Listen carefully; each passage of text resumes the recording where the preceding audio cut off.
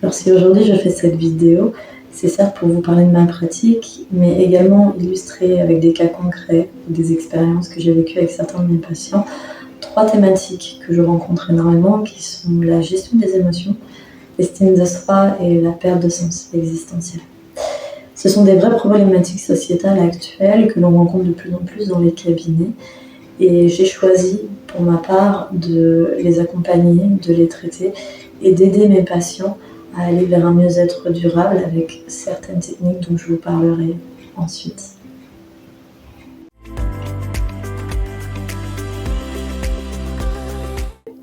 Oui, j'ai reçu il y a plusieurs mois un adolescent qui rencontrait une phobie des grands espaces et de la hauteur.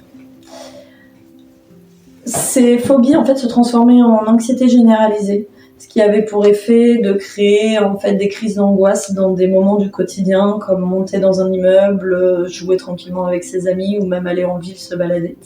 Et on s'est rendu compte, quand j'ai travaillé avec lui et que je l'ai accompagné, qu'en fait ça avait un gros impact sur son estime de soi et sur sa confiance en lui. Au fur et à mesure des consultations que l'on a fait ensemble, il a pu reprendre confiance en lui, retrouver cette force qu'il avait à l'intérieur. Et au final, aujourd'hui, il a pu passer son permis, il a également poursuivi ses études et il ressort tout à fait normalement avec ses amis.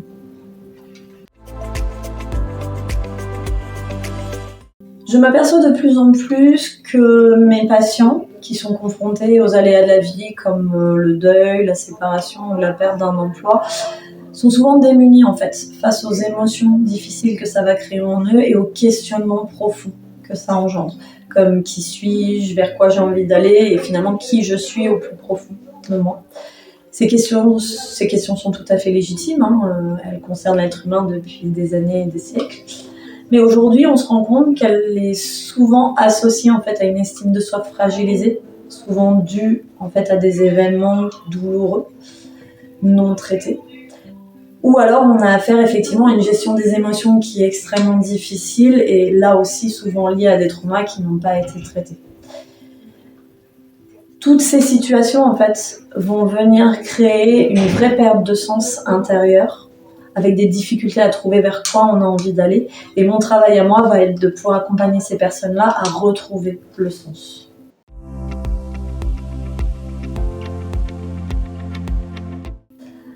Alors effectivement, il y a quelques années, j'ai vécu un grand bouleversement entre mon divorce, une vie familiale chamboulée et un travail qui ne me correspondait plus vraiment. J'étais perdue et mes émotions étaient très intenses, voire envahissantes. Je ne savais pas trop dans quelle direction aller. Et en fait, ce sont les TCC, donc les thérapies cognitivo-comportementales et la pleine conscience qui m'ont beaucoup aidée et accompagnée dans cette situation. Ça m'a permis d'apprendre à apaiser mes émotions, à comprendre ce qu'elles avaient à me dire et à devenir une meilleure communicante avec les personnes qui m'entouraient. Et surtout de remettre du sens là où il en manquait, ce qui m'a permis de reprendre mes études et de passer finalement mon diplôme de psychopraticienne. Et 1 an après, après avoir obtenu ce diplôme, j'ai ouvert mon cabinet pour pouvoir accompagner ces personnes, les aider et les soutenir dans ces périodes difficiles qu'elles pouvaient vivre elles aussi.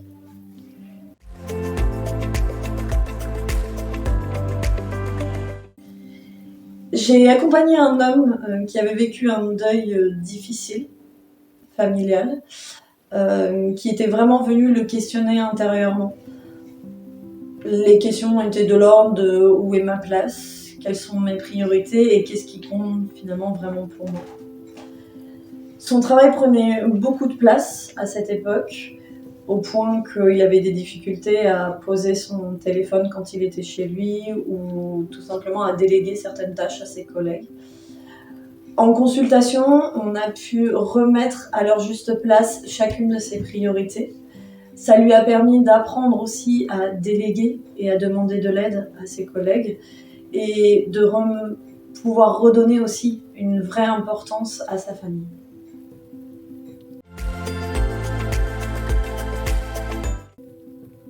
Alors on a tendance à croire qu'effectivement c'est toujours en lien avec des moments difficiles, mais parfois ça peut être aussi par rapport à des choses positives, comme par exemple une naissance, un déménagement ou un changement au sein de la famille. ça peut créer des vrais bouleversements, que ce soit intérieur ou même au niveau de la réorganisation. J'ai reçu une maman il y a quelque temps qui rencontrait des difficultés avec son fils. En fait, il faisait des crises assez importantes et au niveau du comportement, il avait parfois un comportement inadapté, voire agressif. Ça venait vraiment la bouleverser intérieurement et lui poser la question de savoir si c'était une bonne mère. Donc en consultation, on est allé interroger cette question finalement idéalisée de la bonne mère. On a essayé de retrouver sa définition à elle, donc qu'elle puisse reprendre sa place en fonction de cette définition-là. Et on a mis en place des outils concrets pour l'aider au quotidien avec son fils.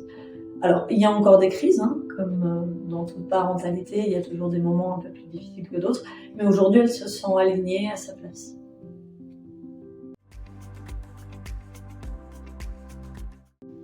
Parce que je me suis rendu compte, en fonction des différentes problématiques, qu'en fait, souvent, ce qui revient, c'est une gestion des émotions difficiles. C'est-à-dire que je suis face à des personnes qui ne reconnaissent pas leurs émotions ou qui tentent de les contenir et en fait ça finit à un moment par exploser parce que les émotions on ne peut pas les retenir indéfiniment. Du coup, ce que j'apprends à ces personnes-là, c'est déjà à identifier ces émotions, à essayer de comprendre ce qu'il y a derrière. Donc là, on est plutôt de l'ordre du besoin, c'est-à-dire de quoi j'ai besoin en fait pour me sentir bien dans ma vie en général. Et ensuite, je vais les aider à verbaliser une vraie question, une vraie demande qui soit claire et précise.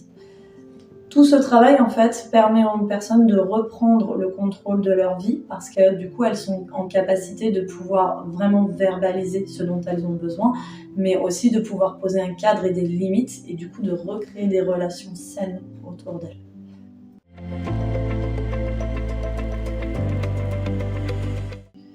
Oui, il y a quelques semaines, j'ai reçu une patiente qui était très heureuse en couple, qui avait pris la décision de s'installer avec son conjoint, d'emménager dans une nouvelle maison, mais elle rencontrait des difficultés en fait pour vendre sa propre maison.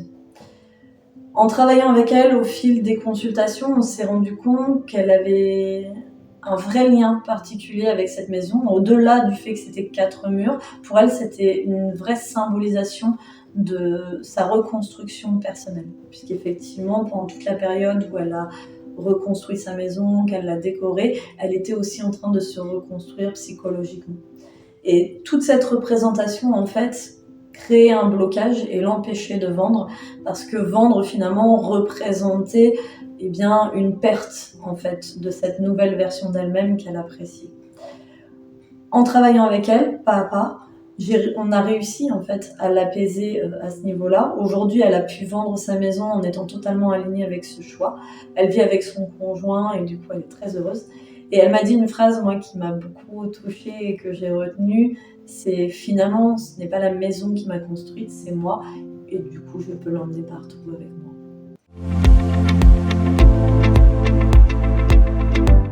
Alors, je pratique une thérapie intégrative, c'est-à-dire que je combine plusieurs approches selon les besoins de chaque personne. J'utilise le MDR pour traiter les traumas récents ou anciens et certains blocages émotionnels. Les TCC, donc thérapie cognitivo-comportementale, pour travailler sur les émotions, les pensées, les comportements et les schémas répétitifs. Et la MBSR, ou pleine conscience, qui permet d'apaiser, ancrer et observer sans jugement ce qui arrive. C'est une approche personnalisée et au rythme de chacun.